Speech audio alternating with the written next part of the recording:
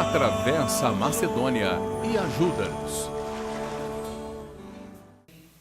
Pastor Anderson, Gesana, são missionários na Bélgica e estão no Brasil, amém?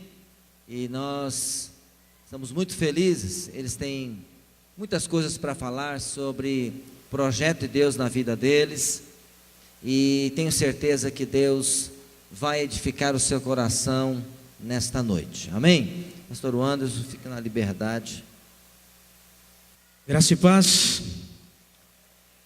Quantos estão felizes de estar na casa do Senhor hoje? Diga amém e expresse a sua alegria. Expresse a sua alegria diante do Senhor.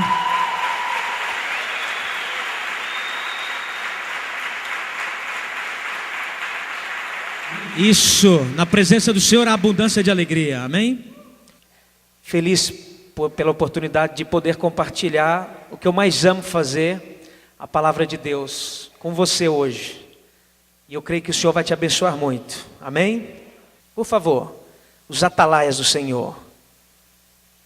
Essas pessoas que levantaram a mão, provavelmente sabem o que significa ser uma atalaia. Eu vou falar sobre isso daqui a pouco. Esses dias eu estava dirigindo, sozinho, e eu fiquei pensando por um momento, o Espírito Santo estava ministrando ao meu coração, e por um momento eu fiquei imaginando, se Jesus estivesse comigo no carro, naquele exato momento, corporalmente. Obviamente nós sabemos que, pela presença do Espírito Santo, Jesus está presente em nós e onde nós estamos.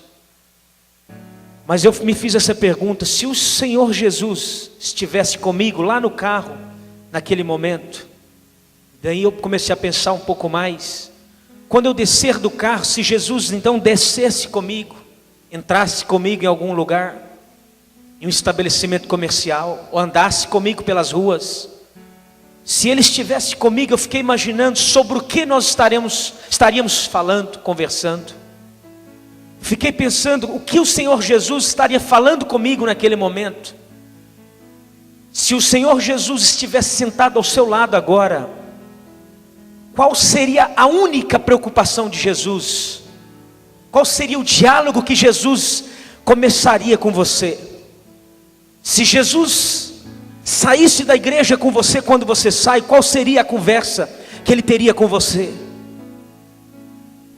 Se o Senhor Jesus fosse para a escola com você, jovem, fosse para a faculdade, fosse para o teu trabalho, qual seria a conversa que Ele teria com você? E eu então, pelo Espírito Santo, consegui encontrar a resposta. Eu creio que o Senhor Jesus estaria falando assim: ainda falta muito trabalho. Tem muitas pessoas que ainda não me conhecem. Há muitas pessoas que precisam ouvir sobre o sacrifício lá da cruz do Calvário. Tem pessoas que ainda não sabem que as minhas mãos foram transpassadas. Tem pessoas que não sabem que todo o meu sangue foi derramado na cruz. Tem pessoas que não sabem que eu posso transformar vidas. Tem pessoas que não entenderam ainda que a única coisa que lhes falta é que eu possa entrar nas suas vidas. Eu creio então que Jesus ia falar para mim assim: está vendo aquela pessoa ali? Vai lá e fale do meu amor para ela. Está vendo aquela outra pessoa? Vai lá e fale do meu amor para ela. Ele então começaria a me mostrar a quantidade de pessoas que ainda existe, que se Jesus voltasse hoje, iriam diretamente para o inferno sem Jesus. Só há dois caminhos, não há outro. Ou é o céu, ou é o inferno. Há dois lugares preparados para a sua eternidade. Se não é o céu, pode ter certeza que é o inferno. E o interessante é que eu observo por aí no mundo, que as mensagens que são pregadas têm acariciado, amassageado o ego das pessoas. Claro que há exceções, tem igrejas sérias, pessoas sérias, pastores que têm comprometimento com a palavra de Deus. Mas há muitas pessoas por aí que, se morrerem hoje, morrerão sem Jesus. Assim eu vejo aqui no Brasil, na Europa, América do Norte, África, Ásia, Oceania, todos os lugares. Certa vez, mais de 2000 anos atrás, encontraram dentro de um sarcófago no Egito um grão de trigo. Esse grão de trigo estava intacto. E descobriram que esse grão de trigo estava dentro desse sarcófago há mais de 2000 anos. Intacto. As pessoas olharam à volta e disseram assim: que interessante, essa semente permaneceu intacta. Um homem então insatisfeito, ele olhou e disse assim: que pena, é lamentável saber que essa semente ainda permanece sozinha. Se essa semente tivesse morrido, teria produzido toneladas.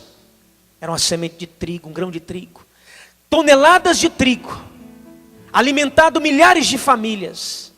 Mas porque esse trigo, esse grão de trigo não morreu, permaneceu só. E uma vez Jesus, interrogado pelos discípulos, os gregos estavam querendo saber acerca de Jesus.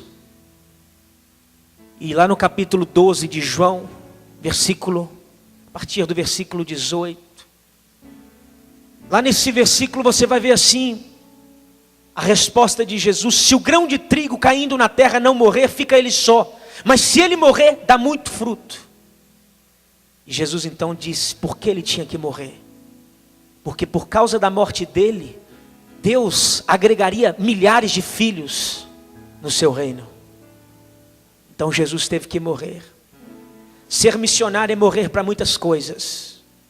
Morrer para a sua família, morrer para você mesmo, para os seus sonhos, morrer para os seus próprios desejos, morrer para a sua cidade, para as grandes cidades, para as grandes igrejas, para o conforto.